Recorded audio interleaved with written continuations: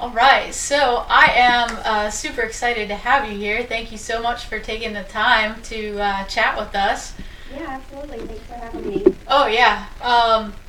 So, for everybody, this is Jess Moyers Bledsoe, and she is the CEO of RCN Technologies. And you guys have recently developed a pretty cool app. Can you tell us a little bit about that? Yeah, absolutely. So we are working on developing an app called Paver, which is an app that integrates directly with your Google Calendar. So you can manage your time, your team, and your tasks all in one location from your Google Calendar specifically. Okay, so how is that different from? I know there are other tools out there that do kind of the same thing. How is Paver a little different and make it better? Yeah, so Paper is different from any other app because it keeps your information directly on your calendar. So right now, if you were using something like Trello, which offers a lot of the same features, you still have to go to Trello and use Trello's app. So a lot of times what we find is that apps like Trello or something similar, sometimes they're really difficult for people to set up. They're hard to remember how to use, and it's also really hard to get your entire team on board with using something unfamiliar to them. And obviously that comes at a price for most apps as well. So with Paver, we're going to keep all that information directly on your calendar entry, and it's an app that you're already using. We use our calendar. Most of us live and die by our calendar, so Right. you already know how to use your calendar. Your team already knows how to use their calendar. And a lot of what Paver is used for is for managing those kind of events and meetings that are already on the calendar. So in our mind, let's just turn your calendar into a database where you can keep all that information. And now you can start to export data out of your calendar. So one of the really cool features of Paver is being able to add tags to your meetings and events. Oh, So you cool. can tag it as like, this is a networking meeting, or this is a client meeting, this is a team meeting, or you can even tag it specific to a client, and then you can kind of export that data and see exactly how much time you spent on that category without having to color code or scroll back through your calendar and just kind of like manually add up the time. You can really start to generate some good data that you can use about how you're spending your time.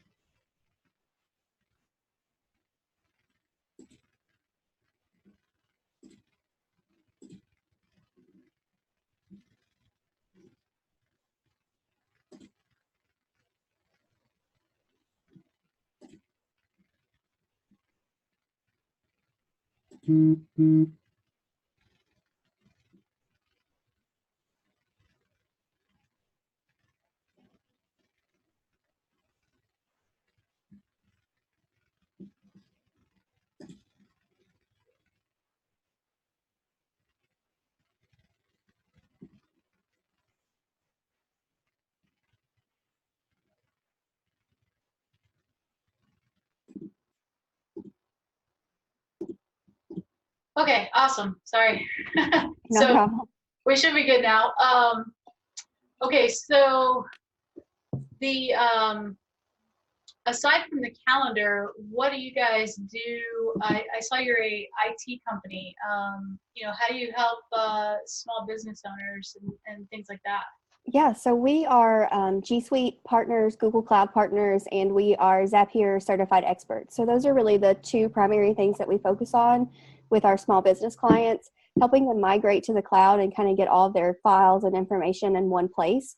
And then once we kind of have that foundation of G Suite in place and they're familiar with Gmail and Google Calendar and Google Drive and doc sheets, slides, all those things that come with your G Suite subscription, then we can really start automating some of their business processes using Zapier, which is an application that kind of connects all of your cloud apps together so that if you put information in one place, you can get the information into another application without having to do a lot of data entry or technical work to make that happen.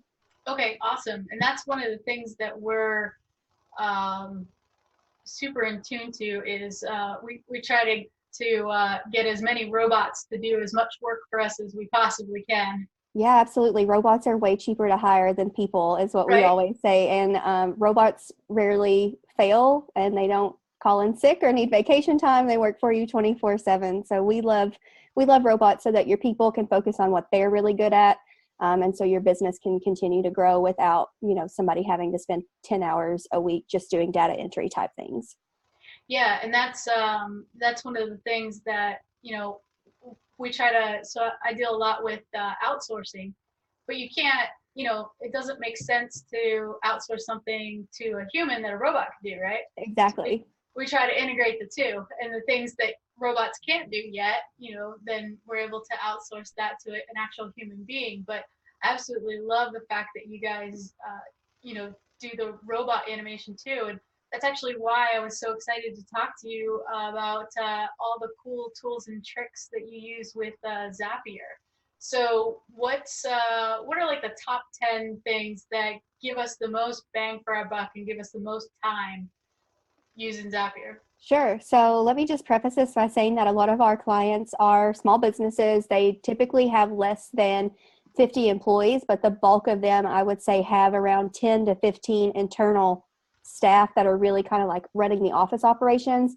So we have manufacturing clients, transportation, hospitality. So they're in industries where maybe they have workers that aren't as important to the office infrastructure, but that's what we're really focused on, is kind of the internal piece that's helping the rest of the business run. So, could Um, you do it with a virtual team too, just as easily? oh yeah, absolutely. We've worked virtually with several companies, but we're primarily working with that core office staff to help them with their systems. So typically, what that looks like, it means that they have or they need a CRM. They're using those G Suite tools that we talked about, primarily Gmail, Google Calendar, and Google Drive. And Yep. then they might also be using a project management tool like Trello. And as far as like marketing, they may be doing some social media type ads as well. So I just want to say that because a lot of the things that I have on my kind of list all kind of fall into those categories, because it's a universal need for any small business. You're going to need that kind of foundation of things to help you grow your business. So now we absolutely integrate it. That's what we use. We use the G Suite platform, but then also I found out today. This is really cool. So Basecamp is actually coming out with a free option. So you can have 3 tasks and up to 20 users. So if Nice. you have like a small business, who maybe is trying to keep their budget or whatever, I was really happy to see that Basecamp does that. Do you guys integrate with Basecamp too? We have not used Basecamp in probably like 4 years. So I know that it's completely different than it was when we were using it. And we've not had any clients that have used it either. So it's Okay. changed a lot since the last time that we were in there, but we've worked with some similar kind of project client management type things. So keep that Okay. in mind as I'm going through my list too, is that, I might say Pipedrive, which is the CRM that a lot of our clients use, but almost any CRM out there has a Zapier integration. So even if it's not the one that I'm specifically mentioning, if you have something similar, there's probably an automation for it as well. Sure. Awesome. All right. Well, I'll try to stop interrupting and let you do your thing. No, no worries. So probably my favorite Zap is the ability to add an attachment from an email directly to a client's Google Drive folder. Because how many times have we needed that attachment, but they sent it to us a week ago or 6 months ago, and now you have to like search your inbox for it. You're trying to find it. You downloaded it originally, but you have no idea if you downloaded it to your desktop or your Google Drive or wherever it is. So if we can just go ahead and extract that attachment and add it directly to their Google Drive client folder, that is like such a time saver, because if they're sending you an attachment, there's a reason they're sending it to you. So you're going to need it eventually. So let's go ahead and get it in a place where you can easily access it. The only kind of thing there that you have to remember is that you have to save your client folder by the email address that they're using. So Okay. where you might typically store me as Jessica Bledsoe, I need to be Jessica at Elevate by RCN. That way Zapier can find me and put my attachment in there. And Zapier walks you through kind of all these little idiosyncrasies as well, in terms of like how to set it up. So it'll kind of walk you through step by step on what you need to do so that you can get it set up right the first time. Okay. The next one would be creating a Trello card from a new email. So a lot of times, again, we get emails from people where they're asking us to do a task, and we try to manage all of our tasks in one place so we can create a new Trello card from an email. The way we have this set up is so that if I apply a filter to that email, then it will automatically add the email as a Trello card, because obviously not every single email needs to have a Trello card created for it. Sending emails from Gmail for a new Facebook lead ad. So if you're running a Facebook lead marketing campaign and someone fills out that kind of web form that you set up, you can go ahead and automate the process of sending them an email. So it could be something as simple as like, thank you for submitting your form, here's some information. Or you can go ahead and send them a link to like your calendar too, where they could book a follow-up call with you. So it just kind of helps you contact that lead as soon as they've made that initial contact without maybe waiting a day or so before you get around to it. Go ahead and automate that so that you continue to stay kind of top of mind for them and they don't fall through the cracks or change their mind about wanting to talk to you. Right. That's like such a huge gold nugget right there. Yeah, because if they've submitted that lead ad, like they're excited about it already. So like, let's not give them 24 hours to change their mind, right? Like let's go ahead and get in their inbox and take that next step with them. So if you already know what that next step is, go ahead and create a template email that can be sent out as soon as they submit the form and get that next step going. Awesome. Love it. So kind of in that same line is to send an email for a new Google form submission. So if you have someone that's submitting a Google form or even a type form, really any sort of form, you can go ahead and trigger a Zap to send them an email upon submitting that form submission. So we have a client who she helps people write books for their businesses. So like business book authors. And she has a couple of different forms on her website. And based on the form that they fill out, she has different information that she wants to send them. So if she receives a form submission for a potential new author, then they get an email that lays out exactly like what the next steps are as far as getting a time on her calendar. They can go ahead and submit like a first draft of their blog or of their book or their book cover, things like that. So so it really kind of just, like I said, it gets into those next steps without you having to be the one to take the action, because we can get just so caught up in our day-to-day that our inboxes get out of control. Email is one of the easiest things that you can automate right off the bat, because that's where you spend so much of your time. And if you can get out of your inbox a little bit, you'll get so much more time that you didn't even realize you were spending, because you're like, oh, it's an email. It takes me a minute to send it. But if you're doing that, 15 times a day, and then it's not just the time it takes to send it, it's the time it takes to get back into the task you were working on before you sent that email as well. So all those little things really do add up, especially over the course of a year, or if you have a large team in place or even a small team. That 15 minutes multiplied by 5 now just came. That's such a huge thing. I know Tim Ferriss talks about only checking his email twice a day, basically once in the morning and once in the early afternoon. And I, at first I thought, oh my gosh, there's no way I'm going to be able to do that, right? But then once I implemented it, it was amazing how much time you got back. And then if you were to add in, the robot, so you don't even have to deal with half of your inbox. That's just absolutely amazing. And you don't think about, how much brain width you're wasting by going back and forth, because you're thinking about this topic and then, that email pops up, and then it takes 5 minutes to go back to think about that topic, and you got to get back in the zone of, copywriting or whatever you were doing. Exactly. Yeah, absolutely. Totally on board with that.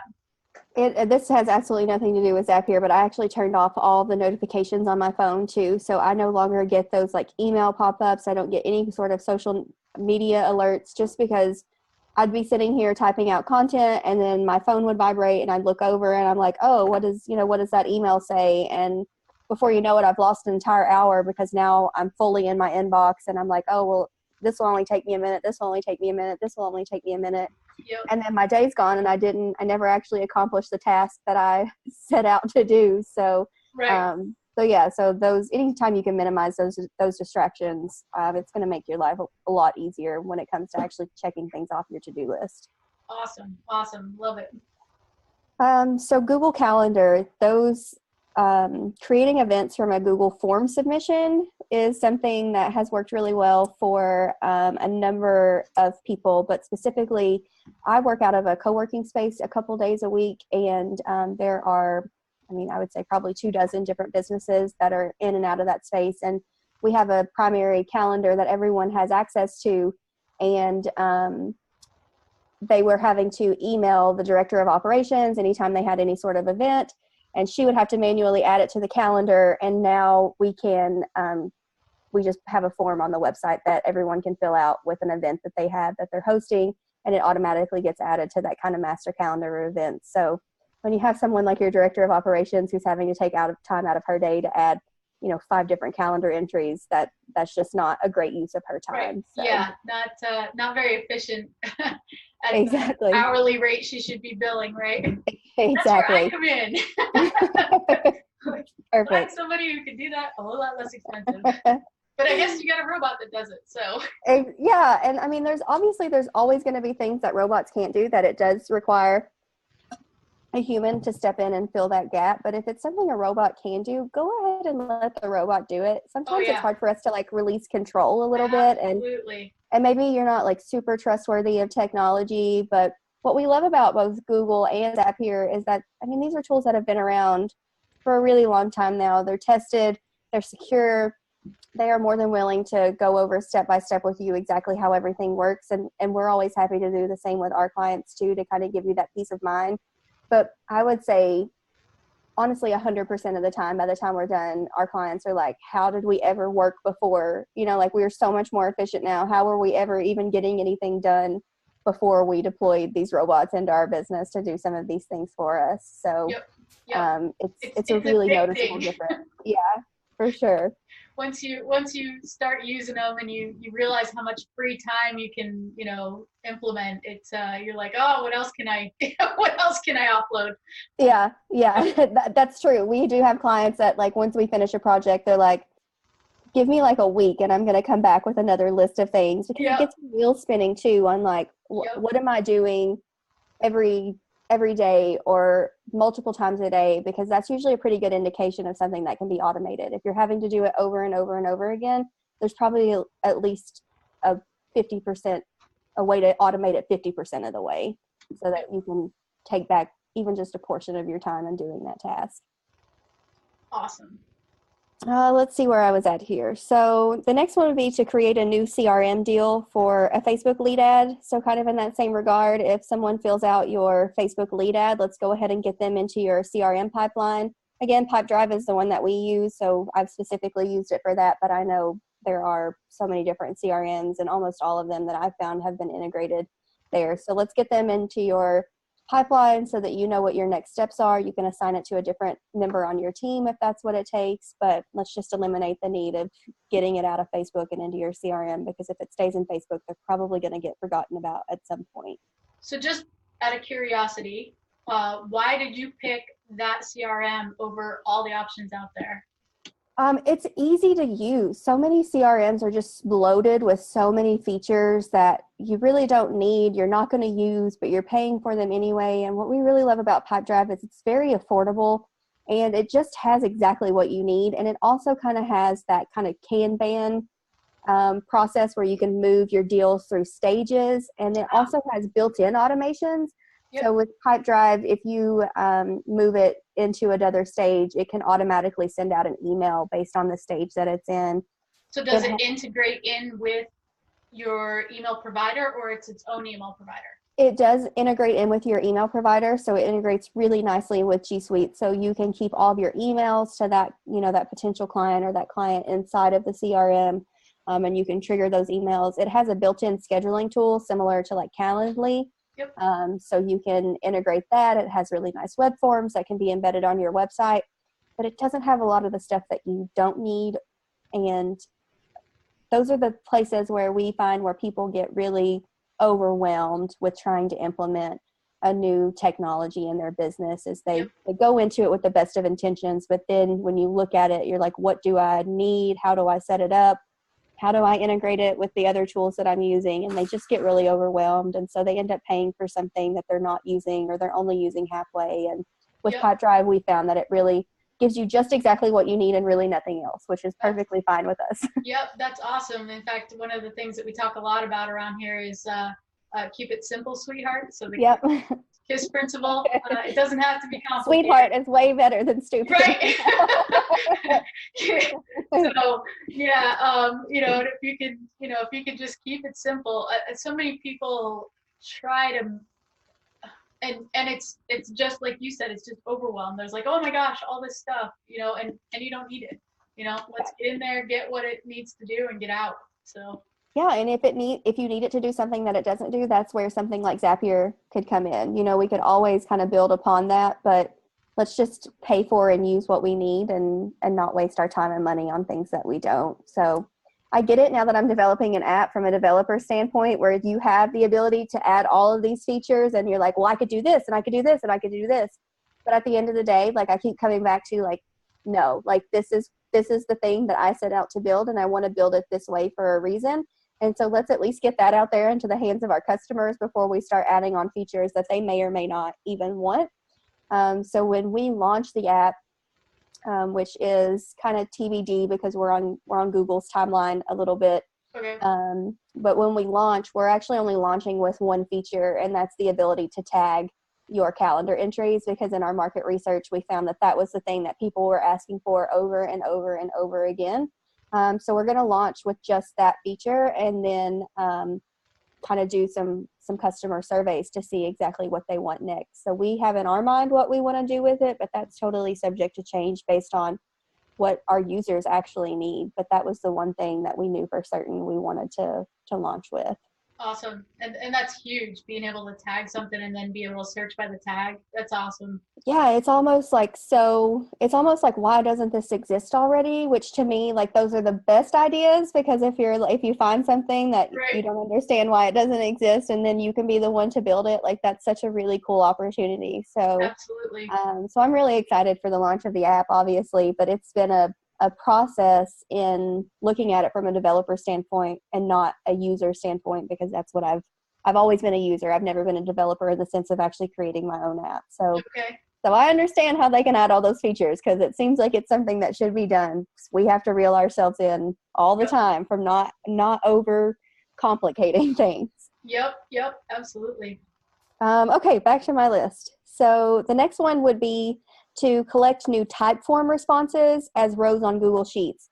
So I love Google Forms because it automatically does that for you. It'll add your responses to Google Sheets, but I get that Google Forms are not as pretty as Typeforms. And so if you are somebody who just will not give up your Typeform in lieu of Google Forms, then that kind of solves that problem. We can at least get it into the spreadsheet, because once it's into the Google Sheet, then that's really when we can, again, start looking at the data. Data is so important to us, but it should be important to everyone, because data is really how you can make better decisions about the growth of your company and how things are going. And if you don't have the data, you're really just taking a guess, an educated guess, but it's still just kind of a guess without the data to back it up. All about the numbers. You're absolutely right. So if you're not willing to give up your pretty type forms, then you can at least create a Zap that will get it into the sheet where you can start, messing with some At least 70% of my clients are going to be ecstatic that they don't have to give up their pretty form. Yeah. I get it. I mean, it is prettier. I keep hoping that Google will redo the forms interface, but it doesn't look like that's going to happen anytime soon. So. Yeah, they give it to you for free, so exactly. You can't really gift horse in the mouth, or whatever that's saying. Yeah. My next tip would be to use the add new subscriber from form submission. So if you are leveraging an email list and you don't have something in place to get every single email address that comes your way into your email manager, this is a really good way to do that. If you're not utilizing like the lead forms and things that they go ahead and give you, if you'd rather use the forms that you already have, then you can go ahead and set up a Zap to add them into your mailing list. So we use MailerLite. I know that it can be done pretty simply with MailerLite, but I know that Constant Contact and MailChimp and ConvertKit and all those other ones are out there too. Yeah, I think I run into Infusionsoft and Drip, a lot Yep. of the I've actually not time. heard of Drip, but I have heard of Oh, Infusionsoft. Drip's awesome. Drip can do a lot of stuff automated. Oh, That it's that's my really cool. jam. Yeah, It, that's what I love about MailerLite, which it seems like most of the email platforms now are building in some automated ways to use it. But I always recommend too, if it's natively in there, go ahead and use it. Don't try to set up a Zap for something that already exists, you know? right, So if right. it's something that you're paying for or that it's already there, go ahead and try to use the automation that's built in. It's probably gonna work better in the long run anyway. And Zapier's not, I mean, it is free to a point, but when you're At a doing, certain point, after so many actions, you start paying for yeah, it. you start getting paid, you have to pay for it. So it's not, it's not completely free. So go ahead and take advantage of all the things you can that for the apps that you're already using. And most of them are fortunately starting to build in some of those native automations. So, can I ask a side question about that? Yeah. So I have a lot of colleagues who use instead of using Zapier, they use if this then that, Uh-huh. which is the free version. Have you been able to play with that at all? So when if this then that and Zapier first kind of emerged, we kind of played around with both of them, and we just found that Zapier was just easier to use, and also the way that it helped you set up was easier because also if you can do it yourself, do it yourself. Don't pay me to do something that you can do yourself. Right. So if I can like point you in the direction and you want to try it yourself, then absolutely go for that. And we found that for the clients that we were working with then and even now, that Zapier was just a little bit better for the guided setups and ways to set it up. And then I don't remember exactly what it was, but if this then that no longer works with something really important. I can't remember exactly what it was, but I noticed a couple of months ago that it said this if this and that integration was no longer being supported. And if that had happened to us on Zapier, we would have been scrambling to figure out what we were going to do to replace it. Yeah. And I So mean, at the end of the day, I mean, it's automating so much that the price that you pay for Zapier is so minimal compared so to what you're minimal. I getting. mean, it's Yeah. if you look at, I mean, the way I look at everything now is like, what is my time worth, and then what am I going to have to pay to eliminate this? And if it's Yep. going to save me even a dollar, then I'm willing Right. to go ahead and do it because Right. it's that mind space too. It's not just the time; it's you're freeing up your energy and your mind to be able to think about other things and not have to worry so much about all the things that you have to do. So if you could take your to-do list from 15 items to 5 items for $40 a month, then yeah, Right. you're gonna that's gonna make sense to do it. Right. Absolutely. Yep. Okay, so I think we're on our last two here. So the next one would be to create a new invoice from a Google Sheet row. So this one has some pretty specific applications, but if you're using QuickBooks, there are several different ways that you can automate your invoicing process. So a lot of times what we'll find is that QuickBooks is like the last step for people. Like they know they have to use it, but they like wait until everything else is done before it actually gets put into QuickBooks. Right. um, Exactly. so if we It's can because go we ahead. all hate accounting. Oh, I get it. I have outsourced that piece of it because I hate it so much. So much. So I Right. totally get it and I empathize with those people. But if you can automate going ahead and generating that invoice in QuickBooks, let's go ahead and do that. So one way to do that is if you add it to a Google Sheet row, because a lot of people do track their income inside of like a spreadsheet. But there are other ways. If you look at the QuickBooks automation on Zapier, it has like a list of ways that you can automate things. However, that is one of the premium features, so you do have to be on a paid version to access any kind of QuickBooks integration. But it's probably going to be cheaper than having to hire a bookkeeper to Yep. work full time, or even just to come in and clean up your books. I had to have somebody come in and clean up my books every year in my business because I set out with the best of intentions, but I could never actually keep up with it until finally I was like, you know what, like somebody else has got to deal with this because I Yeah. just clearly I cannot. Yeah.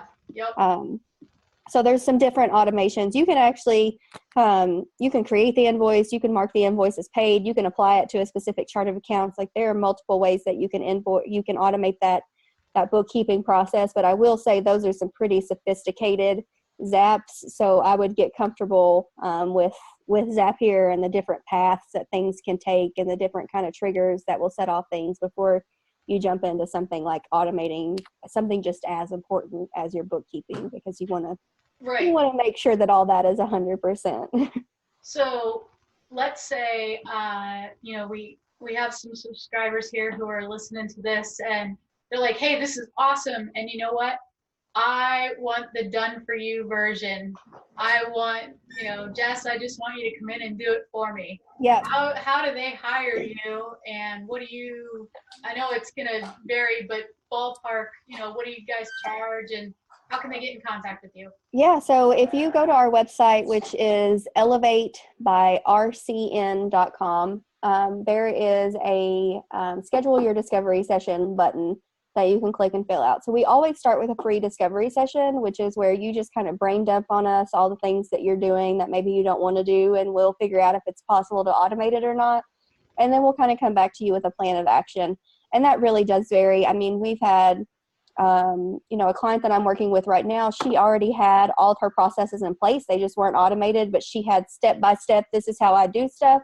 If you can come in with that, we can get that done pretty quickly. I think her project was like $2,500.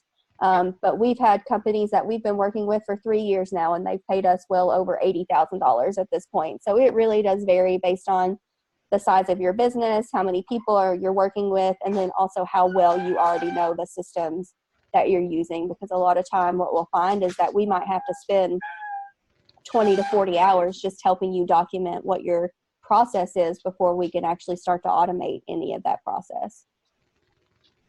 Sure. Awesome. Okay, so ready for a fun question? Yeah. All right. If you could put one thing on a billboard, what would it be and why? If I could put anything on a billboard, it would be www.getpaver.com. And that's PAVR, no E. Obviously, I would put it up there because we will be launching within the first quarter of the year, and we are collecting potential beta users on the website right now. So if you're a Google Calendar user and you want to start taking control of the time that's on your calendar, it definitely, I would put that on every billboard in every city in the United States if I could. Okay, you stole my thunder. That's what I was going to tell everybody to go to your website and sign up for the beta. So yes, we'll get to that. But okay, so who would you say was the most influential in your business development? Oh, honestly, that would have to be my business coach. So we're